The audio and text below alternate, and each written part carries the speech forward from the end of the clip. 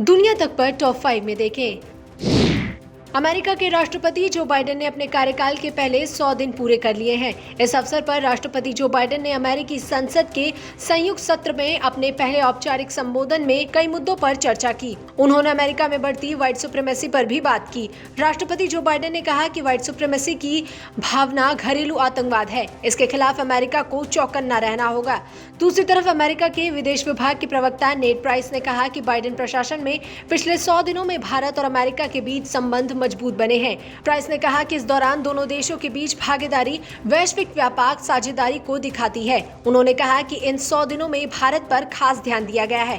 Price ने कहा कि हमने पहली बार मंत्री स्तर के साथ नेता स्तर पर क्वाड के साथ ही बहुपक्षीय संदर्भ में भारत के साथ संवाद किया। साथ ही उन्होंने बाइडेन की प्रधानमंत्री नरेंद्र मोदी से हुई बातचीत का भी जिक्र किया। लाहौर उच्चायोग ने पाकिस्तान की सेना को देश का सबसे बड़ा जमींदार कहा। साथ ही कहा कि सेना की वर्दी सेवा के लिए है, न कि एक राजा के रूप में शासन करने के लिए। लाहौर उच्चायोग के मुख्य न्यायाधीश मोहम्मद कासिम खान ने 3 नागरिकों की एक जमीन हड़पने के मामले की सुनवाई करते हुए कहा कि वह सेना के बारे में कुछ गलत नहीं कहना चाहते हैं, लेकिन जिस तरह से लोगों की संपत्तियों पर कब्जा किया गया वह जमीन हथियाने के अलावा कुछ नहीं था। Chief of defence staff general Vipin Rawat के एक बयान से चीन बौखला गया है। गुरुवार को चीन ने जनरल विपिन रावत के बयान को तथ्यों से परे बताते हुए नाराजगी जताई है। चीनी सेना के वरिष्ठ कर्नल वू कियान ने राष्ट्रीय रक्षा मंत्रालय के नियमित संवाददाता सम्मेलन में कहा कि भारतीय पक्ष का बयान तथ्यों से परे है। साथ ही कहा कि चीन भारत सीमा के पश्चिमी हिस्से में स्थिति के बारे में चीन ने विस्तार से बता दिया है और जिम्मेदारी चीन की नहीं है। यह बयान जनरल विपिन रावत के उस बयान के बाद आया जहां उन्होंने कहा था कि पीपल लिबरेशन आर्मी ने पूर्वी लद्दाख में यथास्थिति बदलने का प्रयास किया था। गुरुवार को चीन ने अपने नए स्पेस सेंटर के लिए पहला कैप्सूल मॉडल लॉन्च किया।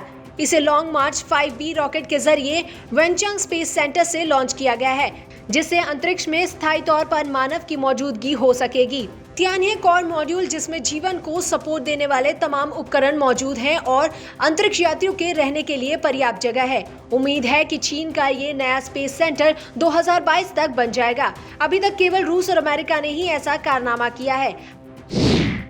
कोरोना के इस महाप्रकोप से भारत की मदद में जुटे 40 देशों से लगातार मदद आ रही है। गुरुवार को रूस की तरफ से भेजे 2 जहाज राजधानी दिल्ली के एयरपोर्ट पर उतरे। रूस की तरफ से oxygen concentrators, 75 ventilators, 150 bedside monitor और फेविपिरावी दवाइयां पहुंची हैं। वहीं अमेरिका की तरफ से मदद की पहली खेप आना शुरू हो चुकी है। दूसरी तरफ यूनाइटेड नेशन ने भी भारत की मदद के लिए हाथ बढ़ाया है। यूएन के उप प्रवक्ता ने बताया कि विश्व स्वास्थ्य संगठन और यूनिसेफ ऑक्सीजन सप्लाई के लिए 7000 ऑक्सीजन कंसंट्रेटर्स और 500 नेजल डिवाइस की खरीदारी कर रही है। इसके अलावा कोविड-19 testing machines, oxygen generating plants और प्राइवेट किट्स भी खरीद रही है।